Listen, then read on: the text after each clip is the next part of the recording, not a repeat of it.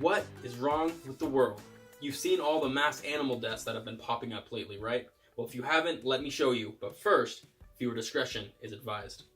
There is a place in Australia called Queensland. Queensland has been in a 7-year drought, and most people have been praying for rain. Well, those prayers were answered, and people quickly began praying for the rain to stop. As you can see, the water came fast with no warning. The land was flooded, and the terrible thing is that up to 500,000 animals were killed, mainly cows. So I actually have family over in Australia, and my heart and prayers go out to everyone over there. I mean, I usually hear about, 200 birds die over here, maybe 100 whales over here, but 500,000 cows? Now that's insane. So speaking of bird deaths, in the Netherlands, 20,000 guillemots have washed onto the shore just this past month.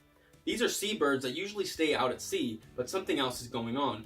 Scientists say it could be the weather, or it could be caused by a recent container spill. But in all honesty, no one knows, because if it was the weather or chemicals caused by a spill, we should be seeing other animals harmed and also popping up on other beaches. Do these mass deaths bother anyone else besides me? Well, guess what? There's hundreds more. Let me show you. I found a webpage that had a list of all the most recent mass animal deaths. As you can see, there is tons. 500 million bees died in Brazil in the last 3 months. 28,000 chickens died in Nepal from the flu. 123 tons of salmons die in Chile, 127 possums found dead in Australia, thousands of birds killed by hailstorm in India, and 900,000 pigs die within the last 6 months in China.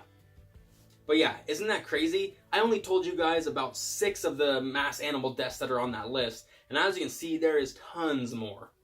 Now, I do wonder if it's a normal thing for all these mass animal deaths to be happening. I mean, it could be just a yearly thing that no one really talks about. So I am curious, and I am going to research this, and I'll keep you guys updated in a future video.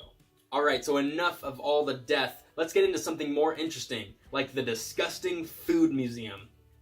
This place in Sweden takes pride in showcasing the most disgusting food a person can find, such as vasu marzu, which is maggot-infested cheese, or koi, which is roasted guinea pig. Unfortunately, most of the exhibits were under wraps, so you actually have to head to Sweden to check out the rest. Now, I know in some places guinea pig's actually a specialty, so it's possibly really good, but I mean, the maggot-infested cheese, never gonna be eaten by me. Alright, so before we end today's show, I want to leave you guys with 2 awesome survival stories. The first story is about a guy and his dog who survived a snowstorm by eating hot sauce packets. Mr. Taylor said he would start the engine every now and then to get heat, and then he ate taco sauce for food. He was eventually saved after 5 days, and don't worry, his dog and him were both safe. This is great news for me because I literally have just, a stack of hot sauce packets, barbecue sauce packets, ranch, and all that stuff just sitting in my glove box. So hopefully if something does happen to me, I'll be good to go. But anyways, check out this next survival story. So the second survival story is crazy. Miss Hernandez drove off a cliff in California and her car was partially submerged in the ocean. She was stuck down there for 7 days with nothing to eat or drink except seawater. With her quick thinking, she decided to drink the water from her radiator. Luckily, her quick thinking paid off and she lived to tell the story. So I like to think I'm a really quick thinker, but in all honesty, I don't think I would have ever even thought of drinking radiator water. In fact, I most likely would have drank the antifreeze fluid first, and surely would have died.